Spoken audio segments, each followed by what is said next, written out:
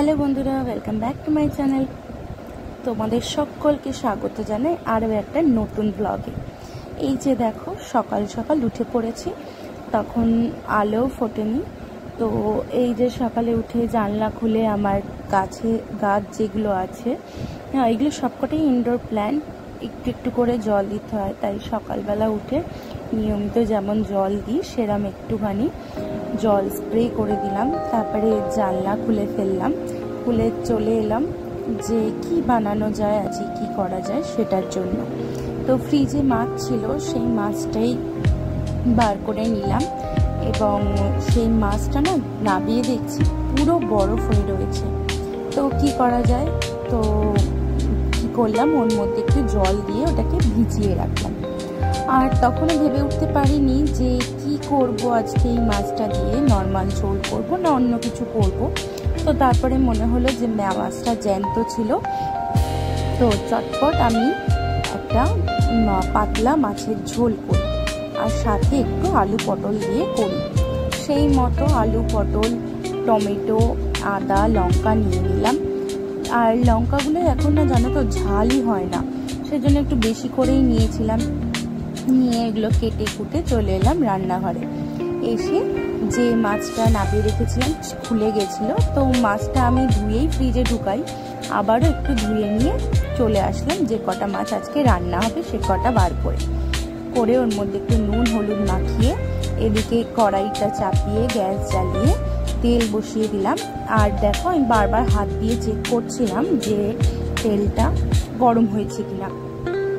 তো এখানে দেখো আমার তেলটা একদম গরম হয়ে গেছে। তো এখনই আমি মাছগুলো এক এক করে এখানে ছেড়ে নেব। মাছগুলো এক এক করে ছেড়ে নিচ্ছি, নিয়ে এইগুলো ভালো করে ভাজা করে আমি তুলে নেব একটা বা জায়গায়। এই যে দেখো পরপর দিলাম। আর আজকে মাছের মাথাটাও ভেজে নিচ্ছি। মাছের মাথা ভাজা জানো আমি খেতে খুব ভালোবাসি, সেই জন্যই মাছের মাথাটা নিয়েছি। এই যে মাছ ভেজে তুলে নিয়েছি, এইখানেই দিয়ে দিচ্ছি একটু কালো জিরে ফোড়নে। আর এই ফোড়নটা দিয়ে আমি এবার কি করব, আমি আলুগুলো আগে ছেড়ে নেব।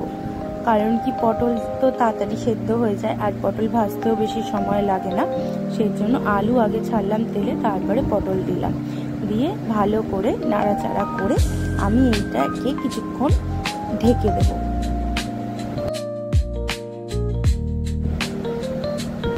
এবার দিয়ে দিচ্ছি একটু নুন, কারণ একটু নুন দিয়ে দিলে কি হয়, আলু পটলটা একটু ভালোভাবে সিদ্ধ হয়ে যাবে, তাড়াতাড়ি ভাজা হবে আর কি। সেই জন্য একটু নুন ছিটিয়ে আবারও কিছুক্ষণ নাড়াচাড়া করে ঢেকে দিলাম। আর দেখো এই যে ঢাকা খুলে নিচ্ছি, এখন দেখছি কিছুটা আলু ভাজা হয়ে এসছে আর পটলটা মোটামুটি অর্ধেক ভাজা হয়ে গেছে বললেই চলে। মানে পটল তো বেশি ভাজতে লাগে না। দেখো, তাও আমি আবার একটু নাড়িয়ে চাড়িয়ে নিলাম।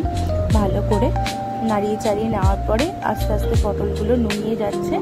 তার আগে আমি কয়েকটা চেরা কাঁচা লঙ্কা এর মধ্যে দিয়ে দিলাম, দিয়ে আবারও বেশ কিছুক্ষণ এটাকে নাড়াচাড়া করে নিলাম।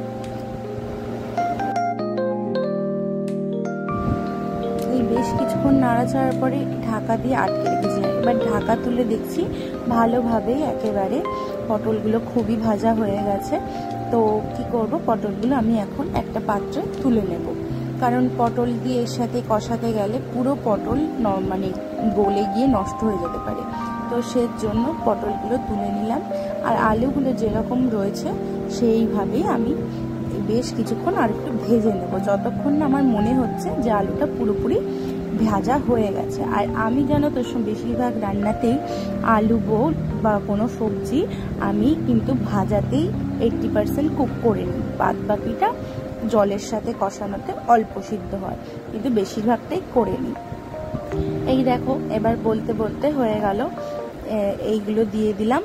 আলুটাও ভাজা হয়ে যাওয়ার পরে এইগুলো যে টমেটো আদা ঘষে নিয়েছিলাম, আরও বেশ কয়েকটা কাঁচা লঙ্কা এখানে দিয়ে দিলাম। এবার দিয়ে দিলাম ঝোলের স্বাদ মতো নুন, নিয়ে এটাকে ভালো করে নাড়াচাড়া করে এটা আমি আবার কিছুক্ষণের জন্য ঢেকে দেব। হলুদ দিয়ে এটাকে একটুখানি ভাজবো যাতে আলুগুলো একটু হলুদ হয়ে রয়েছে। এবার এটাকে আমি ভালো করে ঢেকে দেব। এই যে নাড়িয়ে চাড়িয়ে নেওয়ার পরে দেখবে টমেটোগুলো নুয়ে আসার জন্য আমি একটু সামান্য চিনি অ্যাড করলাম, যাতে রঙটাও সুন্দর আসে আর টমেটোগুলো তাড়াতাড়ি নুয়ে যায়, সেই জন্য একটু চিনি অ্যাড করলাম। এটা তোমরা অ্যাড করতেও পারো, নাও করতে পারো। মাছের ঝোলে সাধারণত কেউ চিনি খায় না, আমরাও খাই না, কিন্তু একটুখানি কালারের জন্য, যেহেতু আজকে আমি লঙ্কার গুঁড়ো ইউজ করব না, পুরোপুরি কাঁচা লঙ্কায় রান্না হচ্ছে, সেজন্য সামান্য একটু চিনি আমি ছিটিয়ে নিয়েছিলাম। তারপরে দেখো এখানে আস্তে আস্তে জিরের গুঁড়ো অ্যাড করলাম। জিরের গুঁড়োটা একটু পরিমাণে বেশি দিলাম, মাছের ঝোলে জিরের গুঁড়োটা বেশি, ধনের গুঁড়ো কম লাগে, তো ধনের গুঁড়ো কম দিলাম। দিয়ে আবারও একটু নাড়িয়ে চাড়িয়ে নিচ্ছি। নিয়ে এখানে আমি কিছুটা জল অ্যাড করব, কারণ মশলা তেলে বেশিক্ষণ এমনি রাখলে মশলা পুড়ে যায়, সেই জন্য একটু জল অ্যাড করে নিলাম। নিয়ে এরপর মশলাটাকে আমি ভালোভাবে কষাবো। এরমভাবে নাড়িয়ে চাড়িয়ে দিয়ে ভালোভাবে জলের সাথে মশলাটা মিশিয়ে দিয়ে আমি এটা বেশ কিছুক্ষণের জন্য ঢেকে দেব।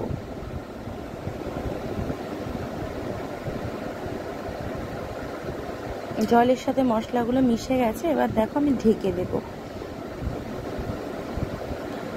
আর ফ্লেমটাও লো করে দিলাম। এই যে দেখো ঢাকা সরিয়ে এই পর্যায়ে এসে দাঁড়িয়েছে। এখানে আমার মশলা একদম কষে রেডি হয়ে গেছে। এই দেখো পুরো তেল ছেড়ে এসছে, মানে কষানো পুরো ডান। এবার আমি পরিমাণ মতো এখানে জল দিয়ে দিলাম, আর এবার এটাকে আরও বেশ কিছুক্ষণ হাই ফ্লেম করে দিয়ে আমি দেখব যে এটায় বলক যতক্ষণ না আসবে ততক্ষণ ওয়েট করব। এই যে দেখো চলে এসছে, ঝোল ফুটে উঠেছে। এইবার ভেজে রাখা পটল আর মাছ আমি অ্যাড করে নেবো। মাছ এখানে 2 টুকরো অ্যাড করছি, কারণ আমাদের বাড়িতে সবাই ভাজা মাছ খেতে ভালোবাসে, সেজন্য মাছ 2 টুকরো দিয়ে আমি এটা ঝোলের সাথে আরও বেশ কিছুক্ষণ ফুটিয়ে নিলেই আমার রান্না একদম তৈরি। তো আজকের মতো এইটুকুই, বেশি ভিডিও করতে পারিনি। নেক্সট ভিডিওতে খুব তাড়াতাড়ি দেখা হচ্ছে তোমাদের সাথে। তো তোমাদের কেমন লাগছে আমার ভিডিও তোমরা প্লিজ কমেন্ট করে জানিও, আর আমার পাশে থেকো। আর এইভাবেই আমি প্রত্যেকদিন তোমাদের কাছে কিছু না কিছু ভ্লগ নিয়ে আসার চেষ্টা করব। তো অনেক দিন বাদে কামব্যাক বলে প্লিজ একটু মানিয়ে নিও। দেখা হচ্ছে নেক্সট ভিডিওতে খুব তাড়াতাড়ি তোমাদের সাথে। আর একবার থেকে রোজ আমি ভিডিও দেব। তো ততক্ষণ পর্যন্ত সুস্থ থেকো, ভালো থেকো, সকলে পাশে থেকো। তো চলো টাটা।